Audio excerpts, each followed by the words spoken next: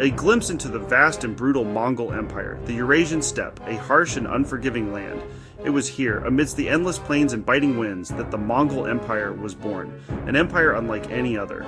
From the Pacific Ocean to Eastern Europe, swept across the continent. They were relentless. They were led by a man destined to conquer, Genghis Khan. Genghis Khan. The name still inspires awe and terror. He united the Mongol tribes. He forged them into an unstoppable army. Their speed and ferocity were legendary. They were masters of horseback warfare. Their archers were deadly accurate.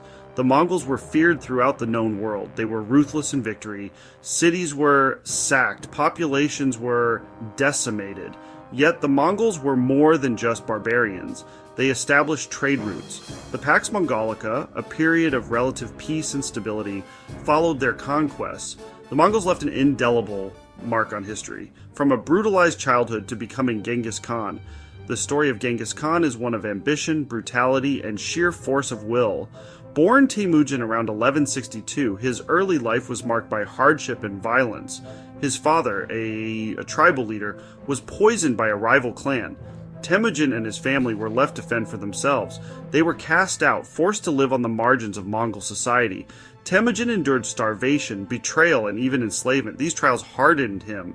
He learned the art of survival in the unforgiving steppes. Slowly, Temujin began to gather followers. He united the disparate Mongol tribes through a combination of diplomacy and ruthlessness. At a gathering of Mongol chiefs, Temujin was proclaimed Genghis Khan, the Great Khan, the ruler of all Mongols. The world would never be the same. Temujin, the outcast, had become Genghis Khan, the conqueror.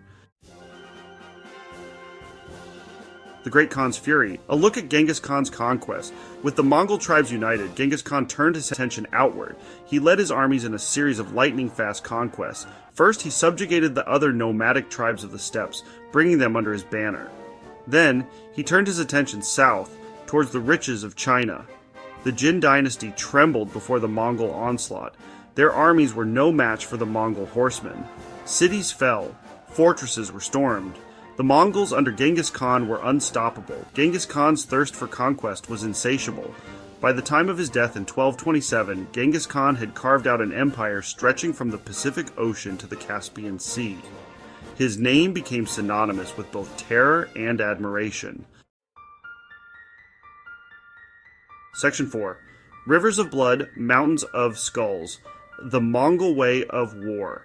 The Mongol military successes were due to their revolutionary warfare tactics and their ruthlessness. They were masters of horseback warfare. Their archers could hit a target from over 200 meters. Disciplined. They were masters of maneuver and deception. The Mongols were masters of psychological warfare. They spread terror. They used fear as a weapon. They often gave their enemies a choice: surrender or face annihilation. Many cities chose to surrender rather than risk complete destruction. The Mongols embraced new technologies. They adopted gunpowder from the Chinese.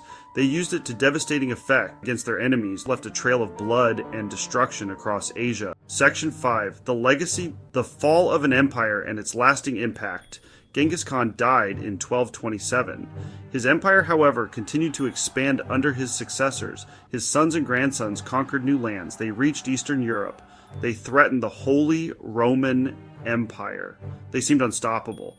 But the Mongol Empire, vast as it was inherently unstable. It was too big to control. Internal divisions emerged. The Mongols were gradually assimilated into the cultures they had conquered. By the mid-14th century, the Mongol Empire had largely collapsed. The Golden Horde in Russia was defeated. The Yuan dynasty in China was overthrown. The once mighty empire, they connected east and west. Their story, though brutal at times, is a testament to the power of ambition, organization, and the enduring human desire for conquest and control.